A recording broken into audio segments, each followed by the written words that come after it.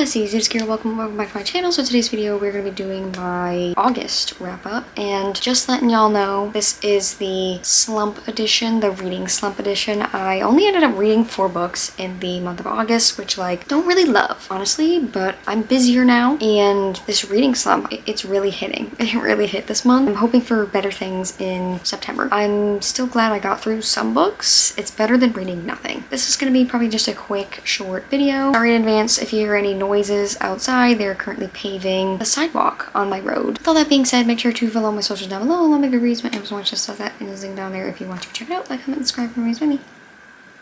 And let's just get right into it. First book that I actually started in July but ended up finishing it in August was Deep End by Ali Hazelwood. Ended up giving this a 3 to 5 stars. I don't remember too much from this book. Basically, this is a swimmer and competitive diver kind of college romance. It's like one of her spicier ones, I think is what it was advertised as. I can say I did not DNF this. That is a big improvement from the last book that I read by Ali Hazelwood. I will say it's a cool book. I feel like the art is okay, but I just didn't really connect with anything too much in this book. I do remember it being a little bit long. I mean, I think it's 400 pages. I could say what people were saying about the side character just being in here way too much. Yeah, basically the female main character has a friend that she kind of becomes close with-ish throughout the book, and it's the friend's ex-boyfriend, and they're still dating, I guess, the friend and the ex-boyfriend, they're still kind of received and have this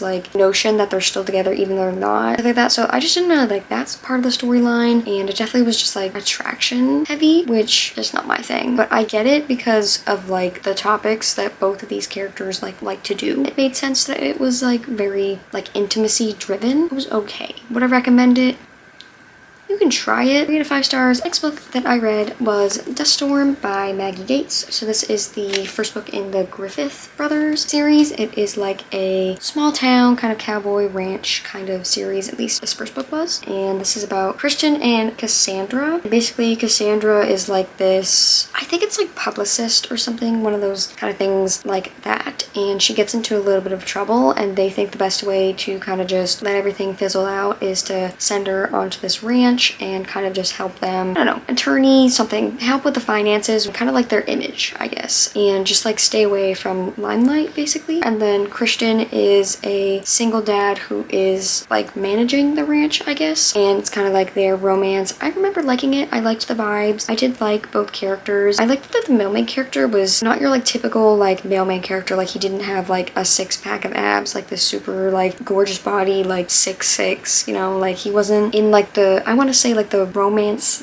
fictional men standards, if you know what I mean. I felt he was just really real. I liked that they were both a little older too. I didn't mind the children in this book, his daughters, I didn't find annoying. I related to Cassandra's character a little bit. She's just kind of her own boss. She doesn't like anybody helping. She's going through this really I don't want to say abusive relationship, just her dealing with all of that as well. But I did fly through it, I guess, for a reading slump pace. I'm gonna continue with the series. I think it was good. It was a good setup. I really liked the ranch vibes, and I'm glad that this had a lot of it. Yeah, it was a bit of a slower burn from what I remember. It reminded me a little bit of Elsie Silver's romances. I remember enjoying my time. 3.5 out of 5 stars. Alright, next up is a wild one. I read Lights Out by Nervessa Allen. So this is the first book in Into Darkness series. I think it's what it's called. This is it's a dark romance. Dark, very, very, very, very smutty romance. I ended up giving this 3 to 5 stars. So pretty much little backstory. This obviously went around book talk. It was really, really hyped up and talked about, and people really, really liked the audiobook. And I'm just not an audiobook girly, but I don't know. This just it sounded a little bit different from other dark romances. It wasn't as dark. So I was okay, let me give it a try. I really, really was intrigued, and my boyfriend ended up buying this book for me, and I was okay, this is my sign. I picked it up physically, but then I realized that Spotify Premium, if you have Spotify Premium, you get audiobooks. So I was okay, well, I have to listen at least a little bit to see what all the audiobook hype is about.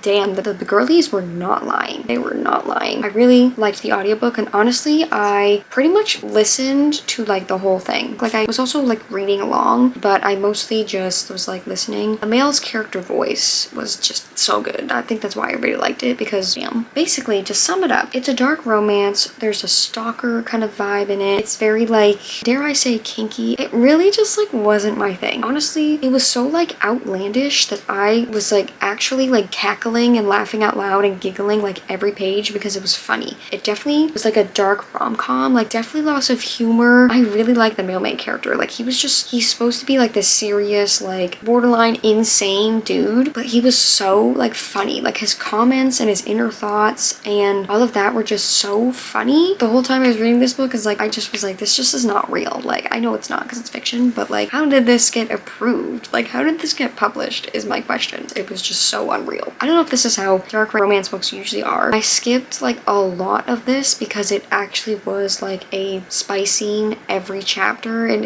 that's just not my thing. I liked the audiobook. I somewhat was laughing and kind of had a good time. I don't think I'm going to continue with the series. I know the second book just came out. I prefer my little fluffy rom-com, but I did like the characters' dynamics. I thought that they balanced each other out really well. They were both just also going through a lot. There was some emotional depth to it. Would I recommend at your own risk. 3 out of 5 stars. And the very last book that I read in the month of August was Shield of Sparrows by Devney Perry. So this is the first book in some new romantasy series. If you've not known, Devney Perry is just a romance author. She wrote the Eden series, which I have read and enjoyed. I like her writing style. I think her books are just like fun and quick. When I heard she was coming out with a romantasy, I was like, oh, I'd like immediately buy, immediately add to cart. Like, yes, ma'am, give it to me now. This cover is gorgeous. I love the edges. To describe this, it's basically like a marriage of convenience, I guess, if you would. So this princess named Odessa was like living her life, you know, just in the castle, and her father is the king. There was this like ceremony that's gonna happen where people from another place were gonna come, and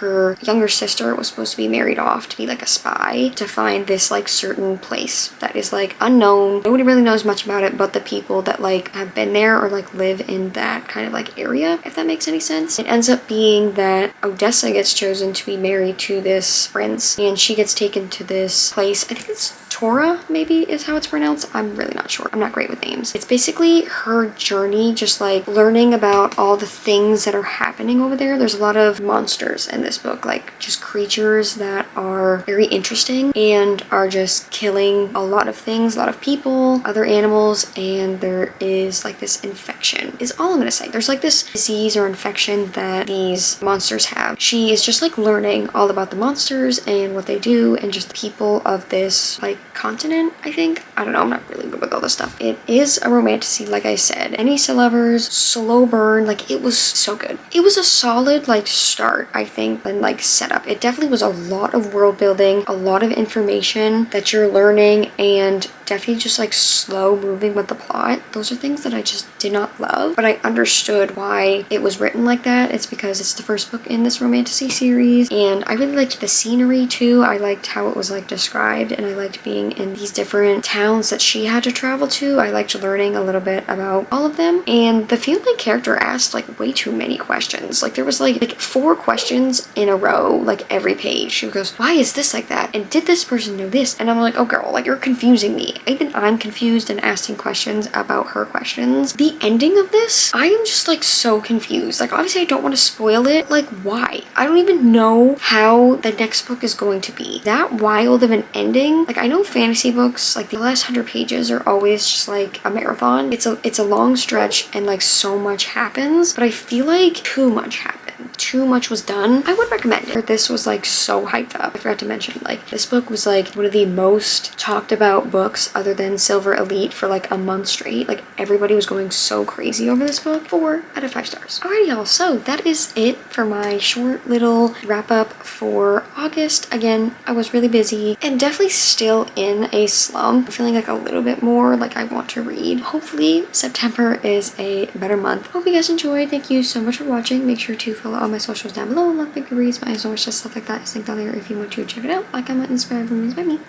And I will see you guys next week for my birthday book shopping video and haul. I will see you guys in the next one. Bye!